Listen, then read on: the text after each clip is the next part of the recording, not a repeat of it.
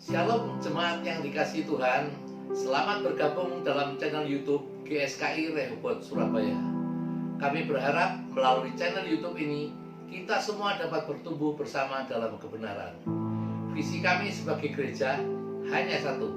Kami ingin membangun keluarga kerajaan surga dalam kebenaran. Oleh sebab itu, kiranya semua konten yang ada dalam channel ini dapat memberkati kita semua dan memampukan kita untuk hidup dalam kebenaran. Soli Deo Gloria, segala kemuliaan hanya bagi Allah. Jangan lupa subscribe dan bunyikan lonceng.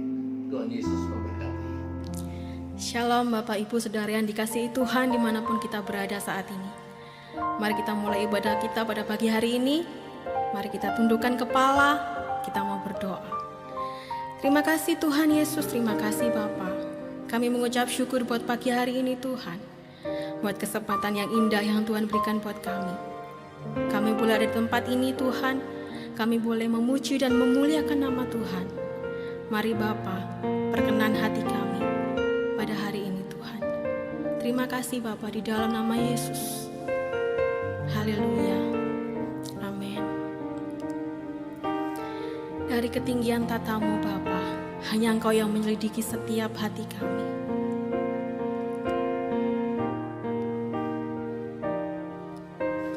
Bapa,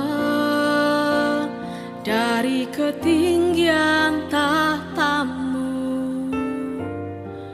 Kau selidiki setiap kalbu. Pada semua insan di bumi, Kau yang menguji. Bapa, aku sungguh merindukan menjadi anak kesukaan, seperti simfoni yang merdu di hadapan-Mu. Bapa, dari ketinggian tahtamu, Bapa, dari ketinggian tahtamu, Kau selidiki setiap kalbu. Pada semua insan di bumi, Kau yang menguji. Bapa, aku sungguh merindukan menjadi anak kesukaan, seperti simfoni yang merdu di hadapan-Mu. Kiranya Engkau temukan di mata-Mu aku berkenan di antara manusia.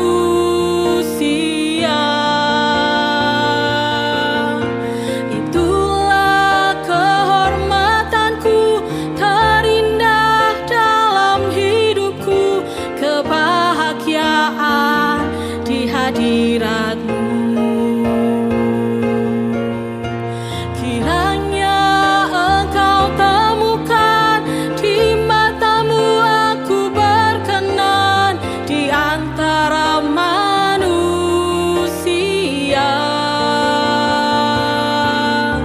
Itulah kehormatanku terindah dalam hidupku, kebahagiaan di hadirat-Mu. Kiranya Engkau temukan di mata-Mu aku berkenan di antara manusia.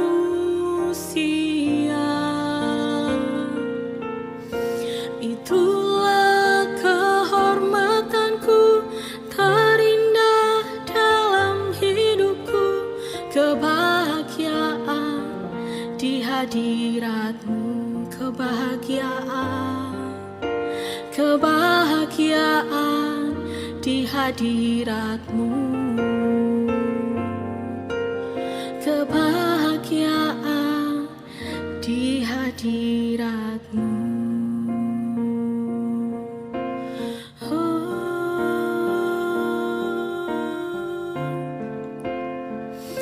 Itulah kehormatan kami, Tuhan. Kami mau berkenan di mata-Mu, Bapa. Yesus, mari perkenan kami, mari perkenan kami, Tuhan.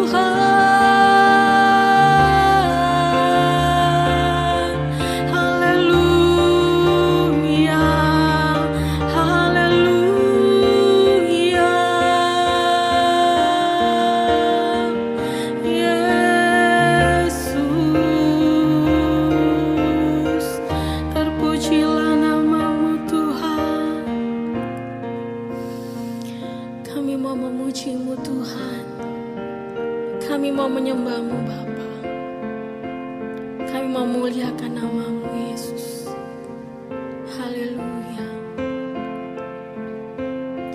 Terpujilah Kau, Tuhan. Yesus, terima kasih, Tuhan.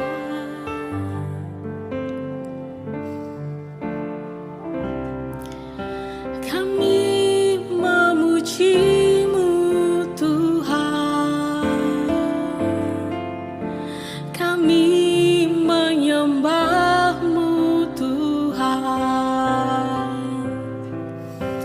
Muliakan keagungan nama-Mu, sembah sujud. Haleluya.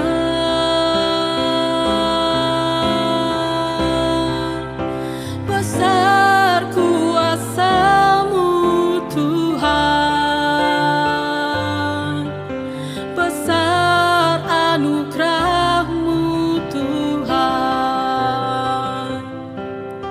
Tak terukur betapa limpahnya segala berkat kebaikan-Mu.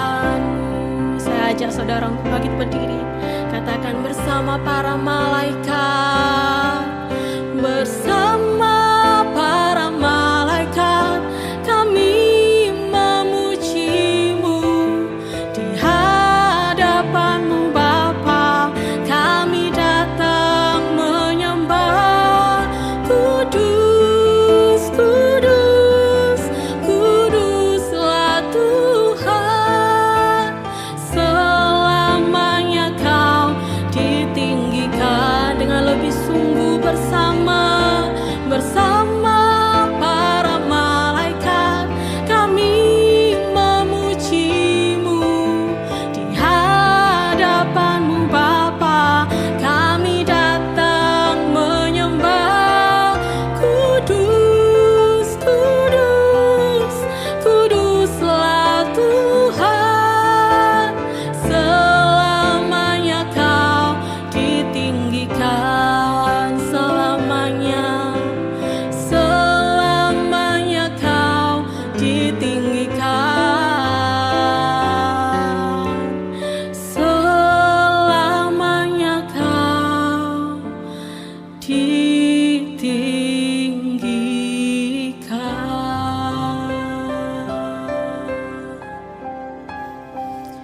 Haleluya.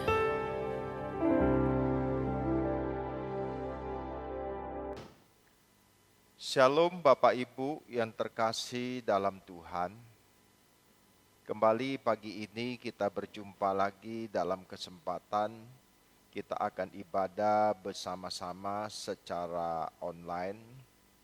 Sebelum kita memulai ibadah kita, baik kita menyiapkan hati pikiran kita dan kita ambil posisi tempat duduk yang terbaik supaya kita dapat mengikuti ibadah pagi ini agar kita semua diberkati oleh Tuhan.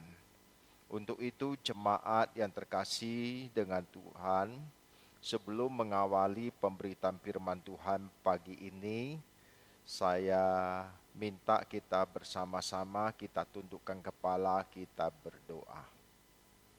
Bapa di sorga, kembali pagi ini kami mengucap syukur dan terima kasih buat pemeliharaanmu, pelindunganmu sepanjang minggu yang lalu.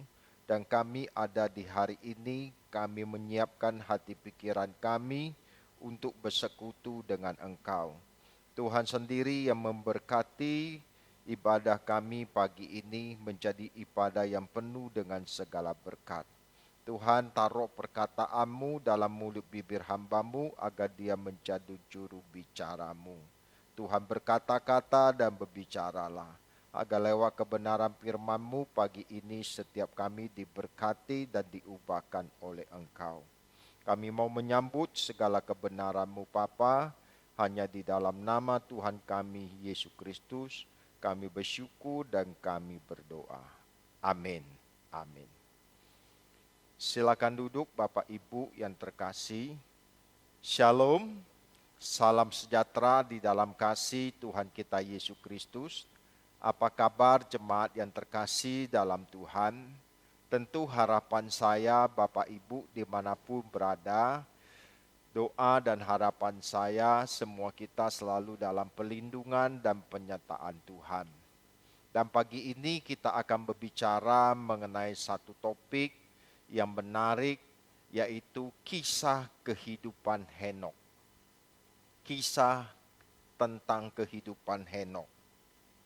Bapak Ibu yang terkasih dalam Tuhan, kita kalau membaca dan kita melihat, ada orang-orang yang Tuhan pakai dengan luar biasa, khususnya di dalam kitab Perjanjian Lama. Ada banyak tokoh-tokoh yang hebat yang Tuhan pakai secara luar biasa, seperti Abraham, Musa, Elia, dan sebagainya. Tetapi pada kesempatan pagi ini kita akan melihat kisah kehidupan Henokh. Tokoh ini dikenal dengan seorang yang hidup bergaul dengan Allah. Henokh itu dikenal dengan seorang yang hidup bergaul dengan Allah atau orang yang hidup berjalan bersama dengan Tuhan. Untuk mengawali pemberitaan firman ini, saya mengajak Bapak Ibu untuk membuka Alkitab di dalam kitab Kejadian pasal yang ke-5 ayat 21 sampai ayat yang ke-24. Kejadian pasal yang ke-5 ayat 21 sampai ayat yang ke-24. Saya akan bacakan bagi Bapak Ibu yang terkasih dalam Tuhan. Setelah Henokh hidup 65 tahun, ia memperanakkan Metusalah. Dan Henokh hidup bergaul dengan Allah selama 300 tahun lagi setelah ia memperanak Metusalah. Dan ia memperanakkan anak-anak lelaki dan perempuan. Jadi Henokh mencapai umur 365 tahun. Ayat 24. Dan Henokh hidup bergaul dengan Allah, lalu ia tidak ada lagi sebab ia telah diangkat oleh Allah.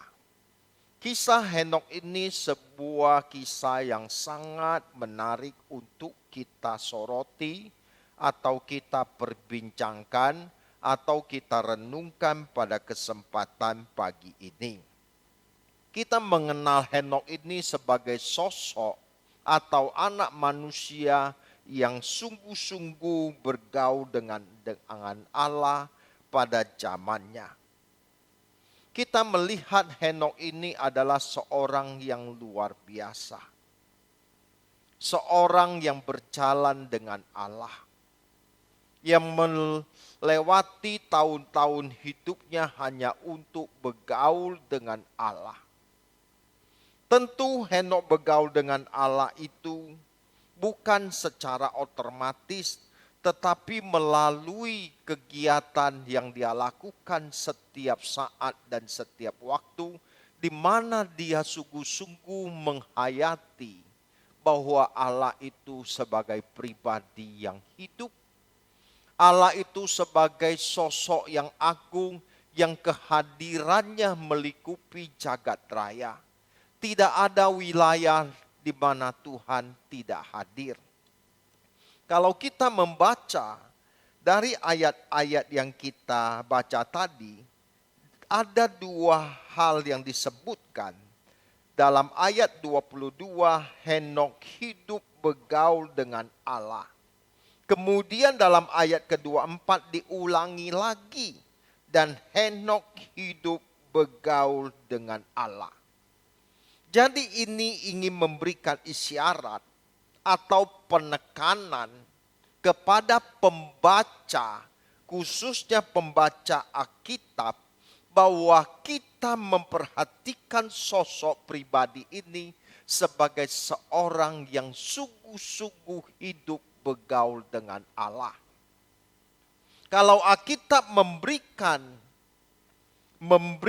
signal atau memberikan penekanan bahwa Henok hidup bergaul dengan Allah, maka hal ini merupakan sesuatu yang sangat penting untuk kita cermati, untuk kita hayati bagaimana sosok ini bisa membangun relasi dengan Allah.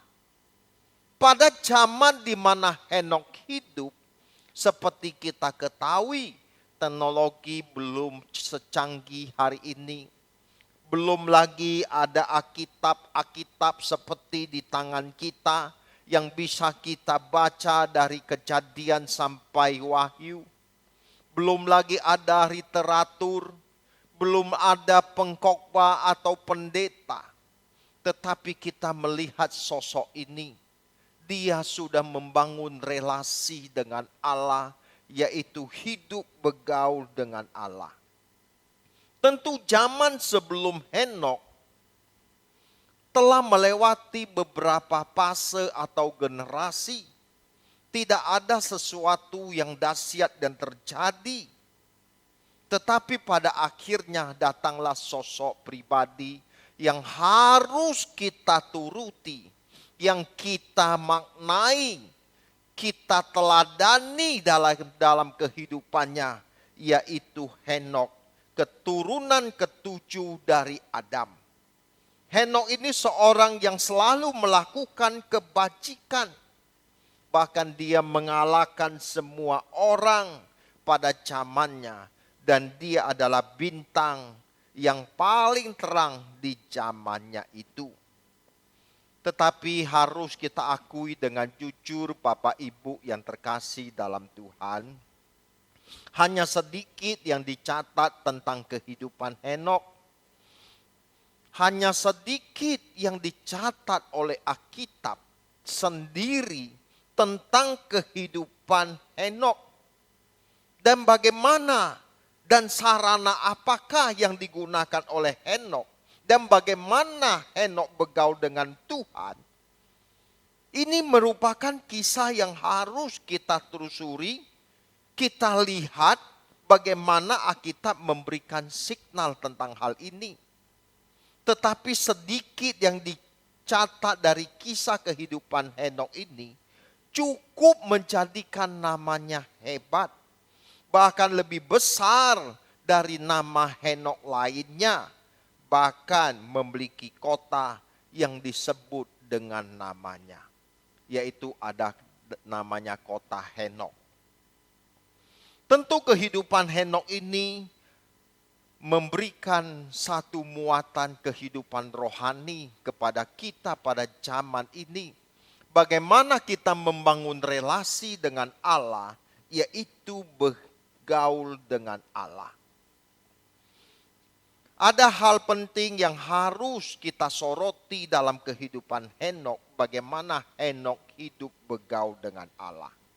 Yang pertama, Henok hidup bergaul dengan Allah, itu menunjukkan bahwa ia selalu berjalan seiring dan seirama dengan Allah. Henok itu selalu berjalan seiring, seirama dengan Allah. Jadi Henok ini sudah menghayati kehadiran Allah itu sebagai sesuatu yang nyata, yang real. Dia sungguh-sungguh menghayati kehadiran Allah. Tidak ada wilayah di mana Allah tidak hadir. Dan kehadiran Allah itu menjadi cengkeraman bagi jiwanya. Sehingga dengan penghayatan itu, Henok selalu membangun relasi dengan Allah. Sekalipun Henok di tengah kesibukannya. Henok itu memiliki kehidupan seperti kita Bapak Ibu. Dia memiliki keluarga, dikatakan di dalam anak. Dia memiliki anak laki-laki dan perempuan. Hal itu menunjukkan bahwa Henok juga memiliki keluarga sama seperti kita. Sekalipun dia memiliki aktivitas, memiliki kesibukan seperti manusia pada umumnya, tetapi sosok ini sudah membangun relasi dengan Allah. Tentu dalam membangun relasi dengan Allah ini tidak timbul secara otomatis. Di dalam Alkitab mencatat setelah Henok hidup 65 tahun, ia memperanakkan Metusala. Pada usia 65 tahun, mungkin usia itulah yang menjadi titik awal atau titik balik di mana Henok hidup bergaul dengan Allah. Dia mulai mencari Tuhan. Dia mulai menghabiskan tahun-tahun hidupnya untuk bergaul dengan Tuhan, yaitu menjadikan Tuhan sebagai satu-satunya kehidupan dan sebagai napas hidupnya. Tetapi kalau kita melihat orang-orang yang fasik, yang tidak memiliki Tuhan di dalam dunia ini, mereka pasti tidak bisa berjalan seiring dengan Allah. Orang fasik, orang yang berdosa tidak mungkin bisa bergaul dengan Allah. Sebab Allah itu kudus, Allah itu suci. Kalau kita ingin bergaul dengan Allah, maka kita harus belajar menanggalkan segala hasrat, keinginan kita yang bertentangan dengan kehendak Allah. Yang kedua, kalau kita ingin bergaul dengan Allah, kita harus menerima pengampunan Allah. Artinya kita diperdamaikan. Yang ketiga, kalau kita ingin bergaul dengan Allah, maka kita memiliki kesediaan untuk hidup di dalam kesucian. Ini adalah orang yang harus dilakukan untuk hidup bergaul dengan Allah. Orang yang saleh atau orang yang kudus, ia bisa berjalan dengan Allah. Sebab ia selalu melakukan rekonsiliasi dengan Allah. Sebab di dalam Amos 3 ayat ketiga dikatakan demikian. Amos 3 ayat ketiga. Berjalankah dua orang bersama-sama jika mereka belum berjanji? Tidak mungkin seseorang bisa berjalan bersama-sama kalau mereka belum mengadakan pertemuan atau janji.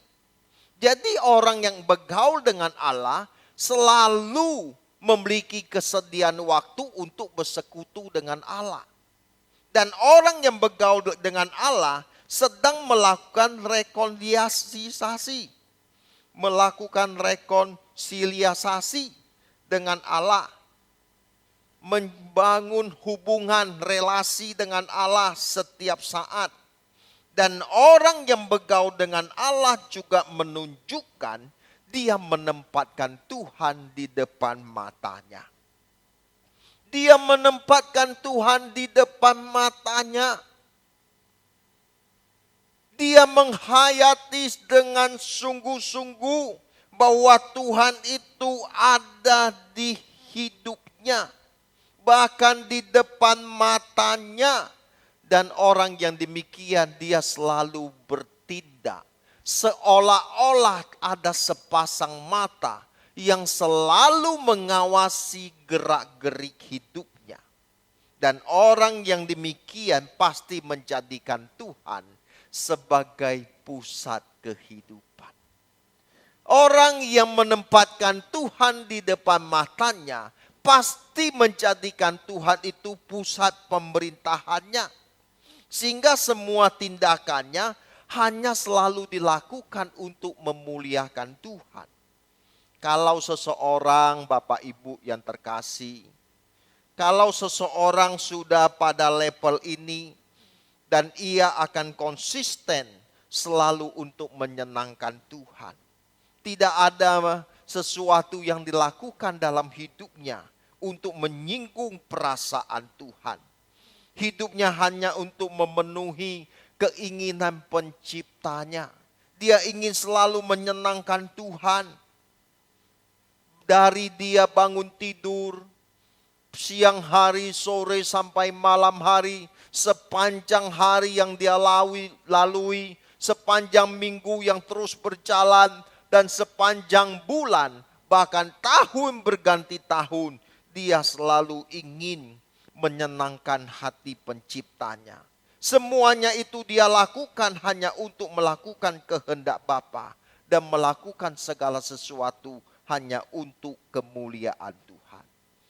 Inilah kisah kehidupan Henok yang harus kita pelajari, yang harus kita teladani.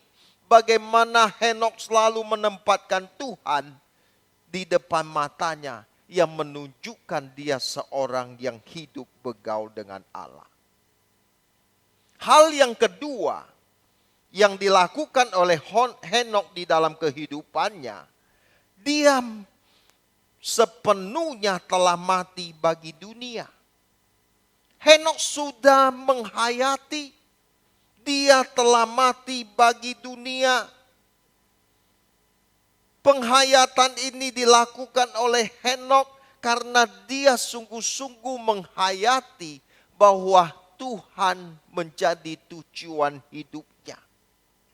Dan Tuhan menjadi tujuan hidupnya, maka dia selalu berjalan mengikuti Allah.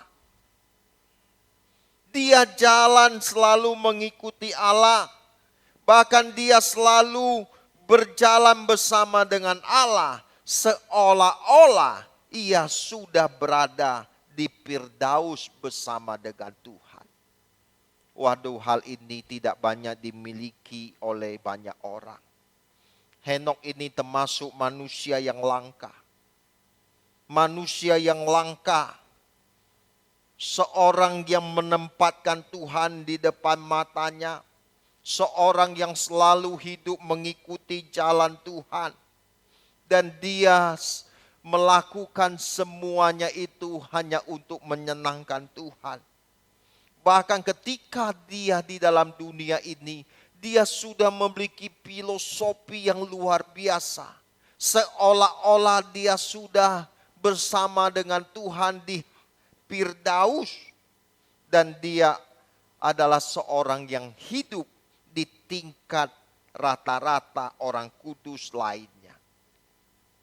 Inilah yang dilakukan oleh Henok. Bagaimana dengan kita? Apakah kita menghayati bahwa dunia ini bukan rumah kita?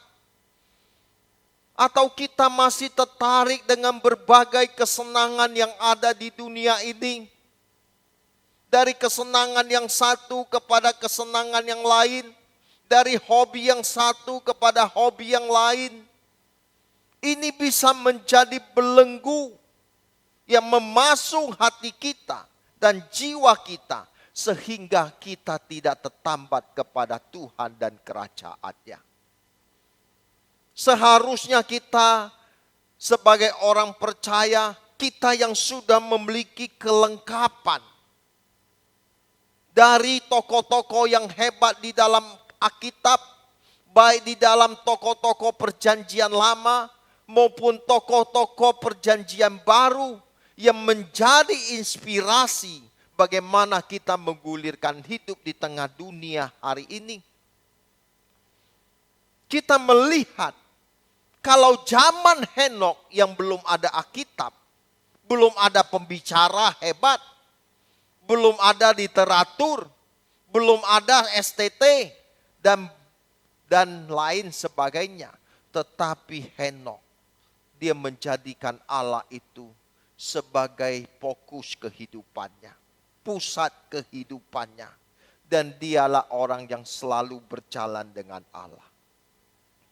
Bapak Ibu yang terkasih, mari sadari bahwa kita bukan berasal dari dunia ini.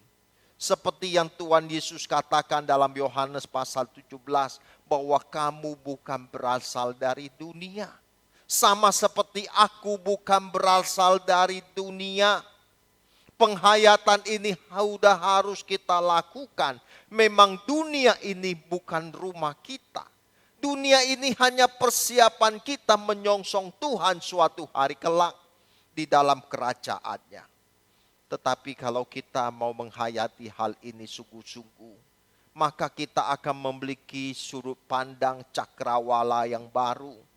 Bahwa dunia kita sesungguhnya adalah kerajaan Bapa di surga. Seperti Henokh yang sudah memiliki mindset atau filosofi, ketika dia di dunia ini, dia berjalan seolah-olah sudah bersama dengan Tuhan di Firdaus. Sehingga segala tindakan yang dilakukan hanyalah untuk menyenangkan Bapa di surga. Hal yang ketiga, kita pelajari dari kehidupan Henokh. Henokh mempromosikan Allah lewat hidupnya. Dia mempromosikan Tuhan lewat hidupnya. Dia memperagakan ada sosok Tuhan yang hidup di dalam hidupnya. Kita melihat ini sesuatu yang luar biasa.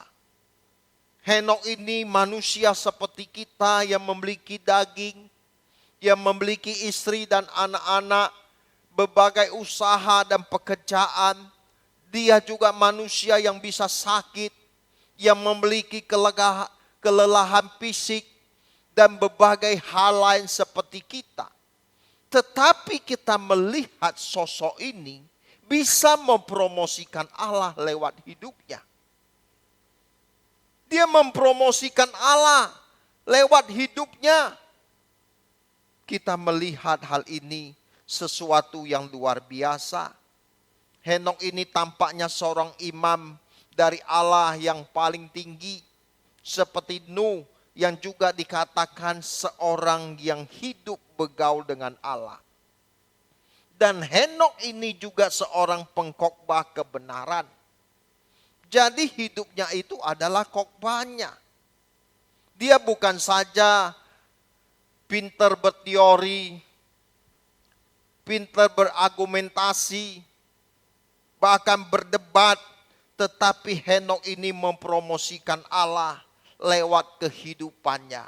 Dan hidupnya itu adalah khotbahnya sendiri. Kita melihat ini sesuatu yang luar biasa.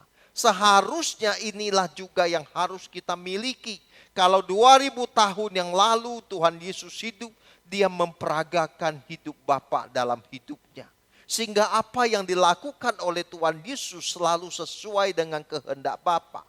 Bahkan dalam Yohanes 4 ayat 34, makananku ialah melakukan kehendak dia dan menyelesaikan pekerjaannya. Jadi waktu Tuhan Yesus hidup 2000 tahun yang lalu, dia memperagakan kehidupan Bapa di dalam dirinya. Sehingga apa yang dilakukan Tuhan Yesus semuanya untuk kemuliaan Bapa. Sekarang pada zaman kita di zaman akhir ini, kita juga harus mempromosikan Allah lewat hidup kita. Sehingga seseorang memandang kita dia memandang kehidupan Kristus nyata di dalam hidup kita. Dan kita dipanggil untuk menjadi saksi Tuhan. Seperti yang dikisahkan Kisah Rasul 1 ayat 8. Kamu akan menerima kuasa kalau Roh Kudus turun ke atas kamu. Kita baca ya, Kisah Rasul 1.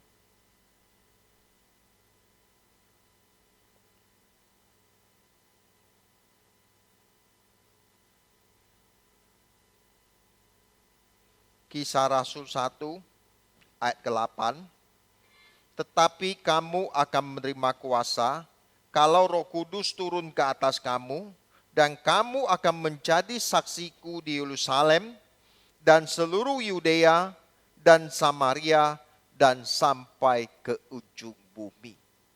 Jadi kalau Henok bisa mempromosikan Allah lewat hidupnya pada zamannya, kita pun bisa mempromosikan Kristus lewat hidup kita. Sebab ketika kita percaya kepada Kristus, kita dimateraikan oleh Roh Kudus. Bahwa hidup kita bukan milik kita lagi, tetapi Kristus yang menjadi Tuan dan Raja atas hidup kita. Bahkan kita dipanggil untuk menjadi saksi. Di tengah keluarga, lingkungan di mana kita ada, di tempat pekerjaan, kantor, bahkan bagi relasi di luar keluarga kita, bahkan sampai ke ujung bumi. Inilah keunggulan yang harus kita hayati, bahwa kita dipanggil untuk menjadi saksi. Menjadi terang dan garam. Tidak mungkin garam itu tidak asin. Kalau garam itu tidak asin pasti dibuang. Itu bukan garam. Tetapi kalau hidup kita memancarkan kemuliaan Tuhan, orang bisa menilai ini orang benar. Orang bisa melihat ini pasti orang Kristen. Dari kelakuannya, dia tidak perlu menginjil, dia tidak perlu berkhotbah. Dengan sikap hidupnya, sebenarnya dia sedang memperkenalkan Tuhan lewat hidupnya. Bahwa Kristus ada di dalam hidupnya. Kita melihat Henok ini adalah seorang pengkhotbah kebenaran. Hidupnya adalah khotbahnya sendiri. Dia memperagakan Tuhan lewat hidupnya. Sehingga setiap orang yang melihat Henok, dia melihat Tuhan ada di dalam hidupnya. Ini sesuatu yang luar biasa. Jangan sampai orang melihat kita, waduh, orang merasa jijik, orang merasa empet, bahkan orang mencaci maki kita. Jangan sampai kita tidak menjadi berkat dimanapun kita berada. Ayo kita mau jadi berkat. Selagi ada waktu dan kesempatan, kita mau benahi diri kita. Agar kita semakin hari semakin baik dan semakin berkenan di hadapan Tuhan. Dan Henok ini juga yang menubuatkan tentang kedatangan Tuhan yang kedua kali. Kita melihat zaman Henok sama zaman Yesus. Itu jauh. Rentan waktunya ribuan tahun. Tetapi kita lihat Tuhan telah memberikan hikmat. Tuhan telah menyampaikan pesan kepada sosok Henok ini. Bahwa suatu hari kelak di dalam Yudas 14. Juga tentang mereka. Henok, keturunan ketujuh dari Adam telah bernubuat katanya. Sesungguhnya Tuhan datang dengan beribu-ribu orang kudusnya.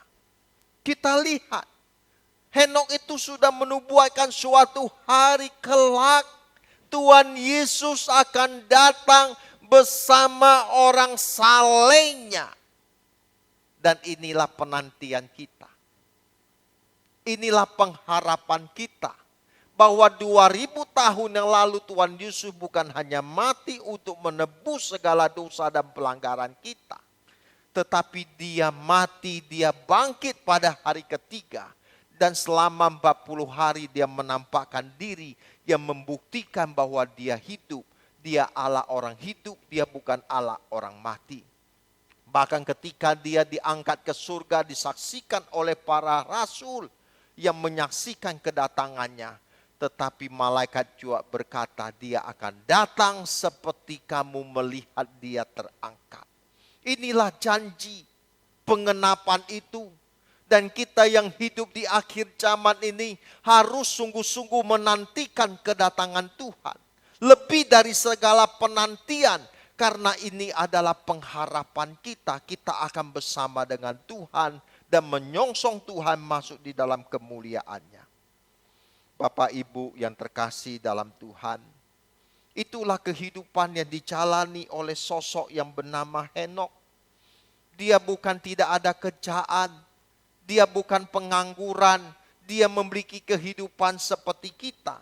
Tetapi kita melihat responnya di tengah kesibukan Henokh. Bagaimana respon Henokh di dalam kehidupannya terhadap Tuhan di tengah kesibukannya? Hal yang pertama, bisnis dan pekerjaan Henokh selalu konsisten, selalu buat Tuhan. Sementara yang lain hidup untuk dirinya sendiri. Kita melihat Henokh di tengah kesibukannya, dia selalu bekerja untuk Tuhan. Semua yang dilakukan hanya untuk Tuhan. Inilah yang membedakan kita dengan Henokh. Henokh bekerja selalu untuk Tuhan. Seperti orang Ambon, kerja bagi Tuhan selalu manise. Kalau kita kerja buat Tuhan pasti manis, pasti indah. Tetapi orang yang bekerja untuk dirinya, untuk hidupnya sendiri, pasti orang-orang yang demikian pasti egois. Mementingkan sendiri, tidak mau mengalah, gampang tersinggung, tidak mau melihat orang lebih sukses dari dirinya, dan seterusnya. Tetapi Henokh hidupnya selalu untuk Tuhan. Inilah respon Henokh di tengah kesibukannya, di tengah kehidupan hari-hari hidupnya. Yang kedua, Henokh selalu bersekutu dengan Allah. Henokh selalu bersekutu dengan Allah. Baginya Allah itu lebih dari kehidupan itu sendiri. Tuhan menjadi candu dalam kehidupan Henokh. Waduh, kalau Tuhan sampai menjadi candu Bapak Ibu dalam kehidupannya, kita tidak menghasrati apapun lagi. Yang kita pikirkan selalu Tuhan. Baik kita makan, baik kita minum, baik kita lakukan segala sesuatu, kita selalu lakukan untuk Tuhan dan untuk kemuliaan Tuhan. Kalau Tuhan menjadi hasrat dan kerinduan kita, bahkan pada tingkat yang paling ekstrim menjadi candu, tidak ada lagi sesuatu yang membahagiakan hidup kita kecuali Tuhan sendiri. Hal ini digambarkan seperti dalam pemazmur seperti rusa yang merindukan sungai yang berair, demikianlah jiwaku merindukan engkau. Mazmur 42 ayat 1 sampai ayat yang kedua. Jadi Henokh itu memiliki hubungan yang eksklusif dengan Allah. Dan dia selalu bergaul dengan Allah itu kontinu. Terus menerus. Bukan putus sambung, hari ini berdoa, hari ini tidak. Besok berdoa, besok tidak. Besok dengar khotbah, besok minggu depan tidak. Tetapi Henokh itu selalu konsisten. Bahkan konsekuen. Terus menerus. Setiap waktu dia melakukan hal ini. Bapak Ibu, inilah kisah kehidupan Henokh yang sangat menarik untuk kita simak. Kapan Henokh mulai bergaul dengan Allah? Memang Alkitab tidak memberikan penjelasan secara lengkap. Tetapi kalau kita melihat ketika ia berusia 65 tahun, ia memperanakkan Metusala. Dalam ayat 22, ia hidup bergaul dengan Allah setelah ia memperanakkan Metusala. Hal ini mengisyaratkan bahwa dia tidak mulai menjadi terkemuka untuk kesalehan sampai sekitar waktu itu. Tapi pada awalnya Henokh sama seperti kita. Manusia atau pria seperti kita yang mengulirkan hari-hari hidupnya hanya untuk kepentingan diri sendiri. Tetapi setelah umur 65 tahun, dia mulai belajar menempatkan Tuhan di depan matanya. Dia mulai berjalan seiring dengan Allah. Dia mulai membangun persekutuan dengan Allah secara konsekuen dan kontinu. Dan Henok itu bergaul dengan Allah bukan 1 tahun, 2 tahun, atau 3 tahun. Tetapi Alkitab mencatat dia bergaul dengan Allah 300 tahun lamanya. Ini sesuatu yang luar biasa. Dia memiliki kecanduan akan Tuhan melebihi apapun. Sehingga hasrat untuk persekutuan dengan Tuhan menjadi sesuatu yang menggairahkan. Dia ingin menikmati kehadiran Tuhan dimanapun dan kapanpun. Inilah manusia yang langka, manusia yang hebat yang bernama Henok. Henok hidup itu bergaul dengan Allah selama 300 tahun. Bukan waktu yang singkat, tetapi waktu yang panjang bagaimana dia membangun relasi dengan Allah. Tentu dalam membangun relasi dengan Allah ini, Henok pasti membenahi dirinya setiap hari. Sambil dia mengkoreksi apakah ada sesuatu yang salah di hadapan Tuhan. Dia mengintrospeksi dirinya. Dia membenahi dirinya. Manusia batinianya agar semakin hari semakin cemerlang. Tetapi orang yang munafik tidak akan selalu berdoa.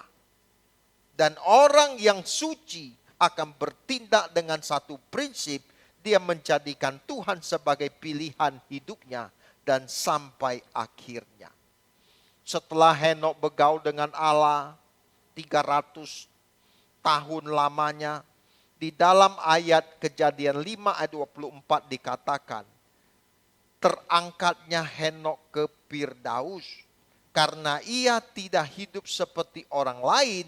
Maka ia tidak mati seperti yang lain. Sekali lagi, karena ia Henok tidak hidup seperti yang lain, maka dia tidak mati seperti yang lain. Dalam Kejadian 5 ayat 24 dikatakan, jadi Henok mencapai umur 365 tahun. Ayat 24, dan Henok hidup bergaul dengan Allah. Lalu ia tidak ada lagi sebab ia diangkat oleh Allah. Waduh, luar biasa. Sangat luar biasa. Henok ini tidak mengalami kematian seperti manusia pada umumnya. Henok ini sebelum terangkat dia dikatakan sebagai seorang yang berkenan di hadapan Tuhan. Henok ini menjadi orang yang berkenan kepada Tuhan. Dan Henok itu tidak mengalami kematian seperti manusia pada umumnya. Tatanan Allah tidak bisa tidak bahwa manusia pasti mati. Tetapi kita melihat Henok tidak mengalami kematian seperti manusia pada umumnya. Tetapi Henok ini diangkat oleh Allah. Henok ini diangkat oleh Allah. Dan sebelum dia diangkat oleh Allah, ia memperoleh kesaksian bahwa ia berkenan kepada Allah. Sampai Allah sendiri pun tidak mengizinkan kematian menjemput Henok. Karena Henok itu menjadi kekasih Allah. Henok itu menjadi kekasih Allah. Dia selalu krek, selalu cun. Sampai Tuhan sungguh menikmati kehidupan Henok sebagai sosok yang luar biasa. Sampai Tuhan pun bisa mengubah tatanannya. Yaitu tidak mengizinkan Henok mengalami kematian seperti manusia pada umumnya. Melainkan Allah sendiri yang menjemput dia. Kita tahu di dalam kisah Alkitab ini ada 3 manusia. Atau tidak tokoh yang tidak mengalami kematian. Tokoh yang pertama Henok, kedua Musa, ketiga adalah Elia. Ini adalah kisah dalam kehidupan Henok. Sekarang kita perkarakan lagi berapa jam Henok berdoa. Memang kita tidak dijelaskan di dalam Alkitab berapa jam Henok berdoa setiap hari. Mau 1 jam, 2 jam, 3 jam, 8 jam, dan seterusnya. Memang tidak dikisahkan berapa lama Henokh bergaul dengan Allah. Tetapi hal ini juga memberikan signal atau bukti bahwa Henokh itu memiliki keintiman yang eksklusif dengan Allah. Dimanapun dia berada. Jadi Henokh itu selalu bergaul dengan Allah itu setiap waktu. Setiap saat. Karena irama hidupnya adalah Tuhan, maka dia selalu bergaul dengan Allah.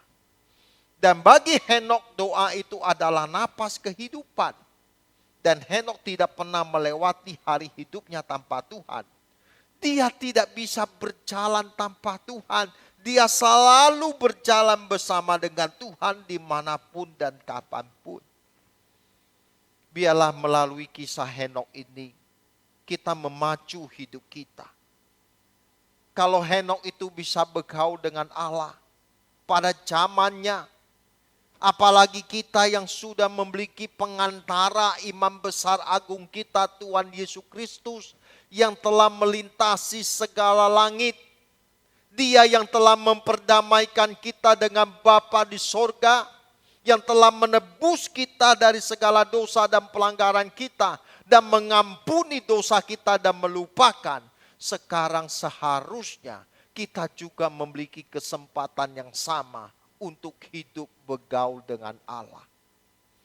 Bapak Ibu yang terkasih dengan Tuhan, ayo kita miliki hidup bergaul dengan Allah sebagai sesuatu yang mutlak dalam kehidupan rohani kita. Kalau akhir-akhir ini kita melihat ada gembala senior kita, Bapak Pendeta Dr. Eratus Sabdono, setiap hari mengajak kita untuk berdoa setiap hari jam 5 pagi. Apakah kita memilih untuk masih menarik selimut atau kita ikut berdoa bersama setiap hari? Kita melihat keteladanan yang dilakukan oleh Bapak rohani kita, yang kita cintai, yang kita kasihi di tengah kesibukannya yang begitu padat.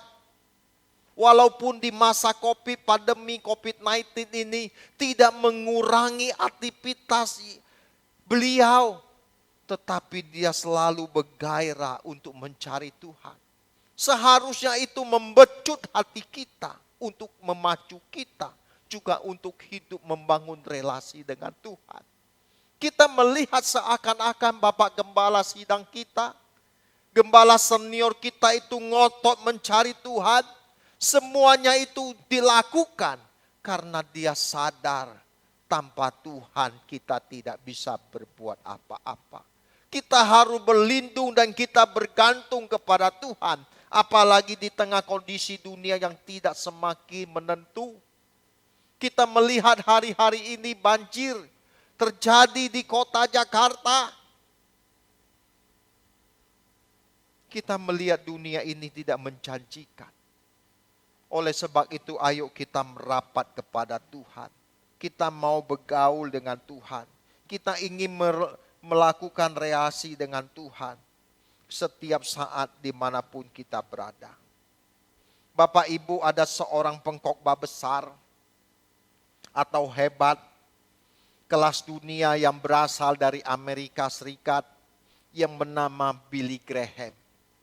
Tentu kita tahu hamba Tuhan besar ini. Siapa yang tidak kenal hamba Tuhan yang besar ini, Billy Graham? Dia pernah mengatakan bahwa dia tidak bisa berdoa selama 1 jam. Ku mendengar hal itu, seorang wartawan bertanya dalam hatinya. Berarti ia tidak berdialog dengan Tuhan dong. Namun Billy Graham melanjutkan pembicaraannya bahwa ia tidak bisa melewatkan setiap 15 menit untuk berdoa dan berdialog dengan Allah dimanapun dia berada.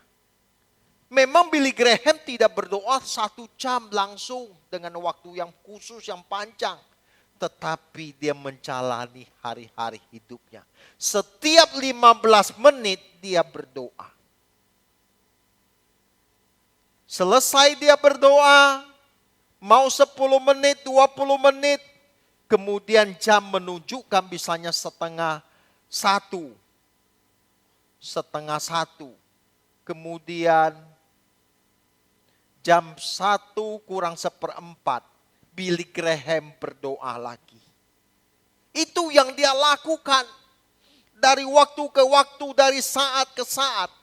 Ini menunjukkan Billy Graham ini seorang yang hidup bergaul dengan Allah dan seorang yang berdialog dengan Allah. Dan hamba Tuhan ini adalah hamba Tuhan yang dipakai oleh Tuhan secara luar biasa. Dan melalui pelayanannya, dia telah memenangkan jutaan orang bagi Kristus. Dan kita tahu di akhir hidupnya hamba Tuhan itu meninggal dalam usia 99 tahun. Melalui ilustrasi yang saya sampaikan seorang pengkhotbah hebat ini, Billy Graham, biarlah hari ini memacu kita untuk mencari Tuhan. Selagi ada waktu dan kesempatan. Jangan kita menyia-nyiakan waktu kita untuk hal-hal yang tidak prinsip, hal-hal yang sia-sia. Biarlah kita menjadikan Tuhan kehidupan kita yang sesungguhnya. Sebelum kita bertemu muka dengan muka. Dan ketika kita bertemu dengan Tuhan, Tuhan bisa berkata. Seperti dia berkata kepada Henok bahwa Henok berkenan. Demikian juga kita didapati sebagai pribadi yang berkenan di hadapan Tuhan. Amin. Amin. Biarlah kebenaran firman Tuhan ini memberkati kita semua. Bapak Ibu, kita tundukkan kepala, kita berdoa. Bapa di sorga, terima kasih kami telah mendengar kebenaran firman-Mu pada kesempatan pagi ini dalam kisah kehidupan Henok. Tuhan, kami bersyukur Engkau mengajar kami bagaimana kami bergaul dengan Engkau sebagaimana yang dilakukan oleh Henok dan hamba-hamba-Mu yang lain. Tolong kami Tuhan menjalani hidup kami untuk bergaul dengan Engkau dimanapun kami berada. Roh Kudus tuntun dan pimpin kami sebab Engkaulah roh kebenaran. Engkaulah yang mengajar kami melakukan segala sesuatu seperti yang telah Engkau kerjakan 2000 tahun yang lalu melalui putra tunggal-Mu. Tuhan, kami ingin hidup berkenan, tidak bercacat, tidak bercela. Tuhan, biarlah pagi ini ajar kami berdoa. Sebagaimana Engkau mengajari murid-murid-Mu 2000 tahun yang lalu. Demikian Roh Kudus mengajar kami untuk bergaul dengan Allah. Sehingga kami menjadi pribadi yang berkenan di hadapan-Mu. Kami serahkan hidup kami untuk hormat dan kemuliaan-Mu Bapa. Di dalam nama Yesus Kristus Tuhan, kami bersyukur buat kebenaran-Mu yang telah kami dengar. Amin.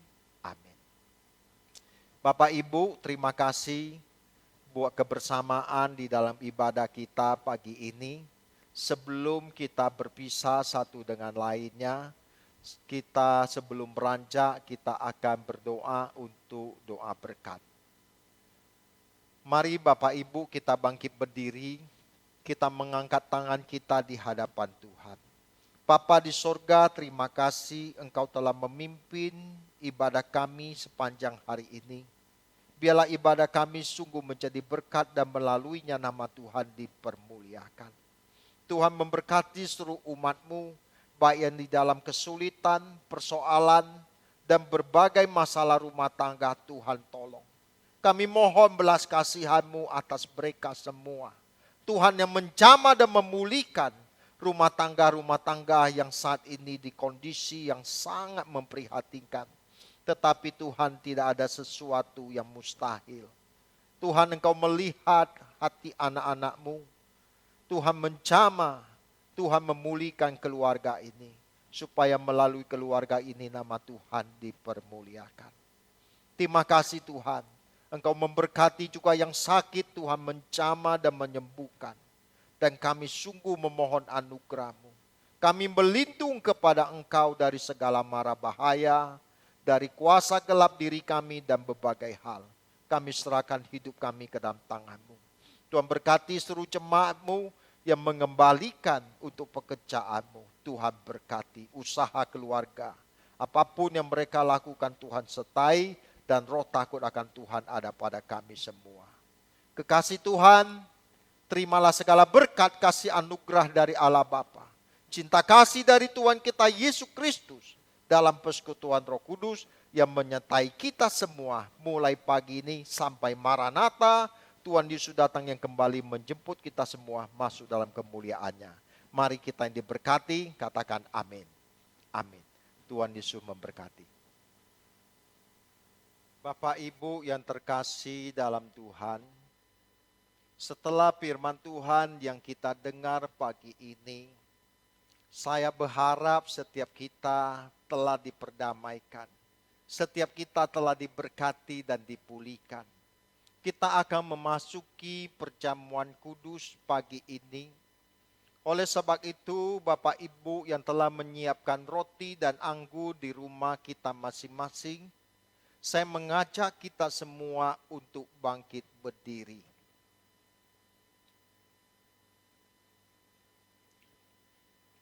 Setelah kita bangkit berdiri, saya mengajak kita mengangkat roti dan cawan di atas tangan kita tinggi-tinggi. Mari kita berdoa. Bapa di sorga, pagi ini kami bersyukur buat pengampunan rahmat yang Kau berikan bagi kami. Dan hari ini merupakan hari yang baru di tanggal 3 Januari 2021 ini. Tuhan, kami akan memperingati korban-Mu 2000 tahun yang lalu. Darah-Mu telah ditumpah-tumpahkan dan tubuh-Mu telah dipecah-pecahkan karena dosa dan pelanggaran kami. Dan oleh korban Tuhan Yesus Kristus, kami menerima pengampunan dosa. Layakkan dan tahirkan kami semua untuk menerima tubuh dan darah-Mu yang Kau berikan bagi kami. Kami mengucap syukur kami masih hidup hari ini oleh anugerah-Mu. Kami ingin mengakhiri hidup kami dengan hidup tidak bercacat, tidak bercela. Dan kami boleh berkenan di hadapan-Mu. Di dalam nama Yesus Kristus kami bersyukur dan kami berdoa. Amin. Amin. Mari jemaat Tuhan, kita turunkan roti dan cawan di tangan kita. Dan saya akan membacakan agar kita mengikuti apa yang saya katakan. Mari jemaat Tuhan yang terkasih dalam Tuhan, kita mengucapkan pengakuan iman ini secara bersama-sama. Ikuti apa yang saya katakan. Dalam nama Tuhan Yesus Kristus, aku percaya bahwa tubuh Tuhan Yesus telah dipecah-pecahkan. Darah Yesus telah ditumpahkan bagi pengampunan dan penebusan dosa-dosaku. Aku oleh korban Tuhan Yesus, aku percaya, aku dibebaskan dari kutuk dosa dan kutuk maut dan segala kutuk dan api kekal. Oleh korban Tuhan Yesus, aku telah memperoleh pengampunan dosa, keselamatan, hidup kekal, kesembuhan, pemulihan, kemenangan, dan kelimpahan berkat di dalam Tuhan. Oleh korban Tuhan Yesus, aku percaya dan menerima bahwa aku menjadi milik Tuhan untuk mengabdi dan melayani Tuhan dengan segenap hatiku sampai selama-lamanya. Mari jemaat yang Tuhan yang dikasih, kita nyanyikan lagu salibnya, salibnya.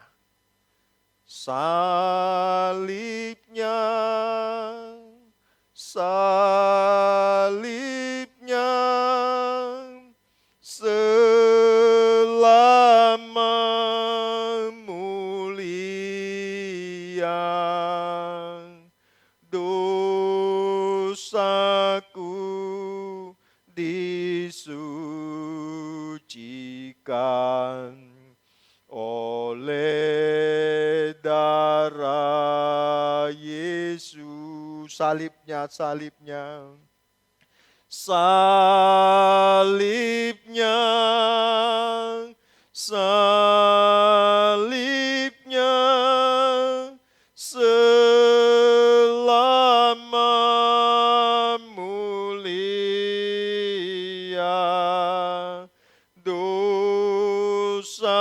aku disucikan oleh darah Yesus. Mari jemaat yang dikasihi Tuhan, angkatlah tanganmu roti di atas tangan kanan dan dengarkan pembacaan firman Tuhan. Sebab apa yang telah kuteruskan kepadamu, telah aku terima dari Tuhan, bahwa Tuhan Yesus pada waktu malam, ia diserahkan mengambil roti, dan sesudah itu ia mengucap syukur atasnya. Ia memecah-mecahkannya dan berkata, inilah tubuhku yang diserahkan bagi kamu. Perbuatlah ini menjadi peringatan akan aku. Apakah Bapak, Ibu, Saudara percaya bahwa roti ini menuju kepada tubuh Yesus yang dipecah-pecahkan? Makanlah di dalam nama Tuhan Yesus Kristus.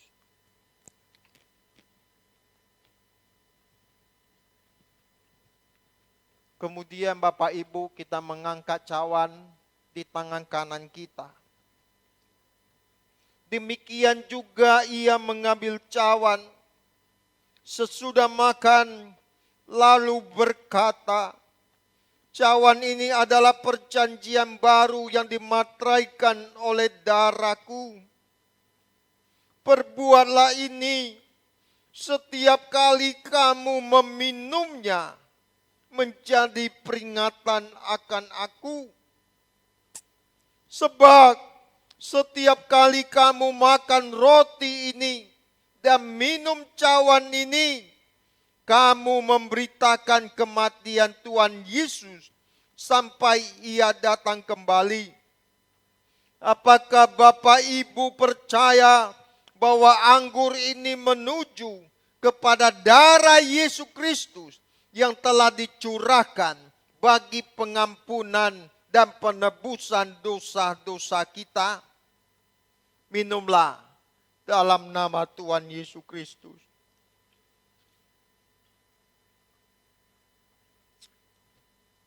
Mari kita mengucap syukur kepada Tuhan atas kasih dan pengorbanan yang telah diberikan kepada kita.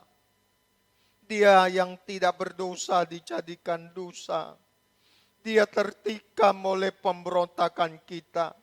Tidak ada alasan bagi kita untuk tidak mengampuni orang yang bersalah kepada kita. Sebagaimana Tuhan mengampuni kita, kita juga bersedia mengampuni setiap orang yang bersalah kepada kita.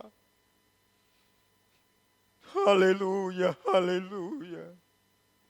Terima kasih Tuhan buat anugerah-Mu bagi kami, pengampunan-Mu bagi kami. Biar pagi ini Engkau melawat kami, membaharui kami, dan kami menyerahkan hidup kami untuk menjadi manusia Allah yang berkenan di hadapan-Mu. Biar hari ini dan seterusnya kami menjadi pribadi yang berkenan di hadapan-Mu. Terima kasih Bapa di sorga, terpujilah nama-Mu. Engkau memberkati seluruh jemaat Tuhan yang telah mendengar kebenaran firman-Mu, yang telah mengikuti perjamuan kudus ini. Tuhan berkati.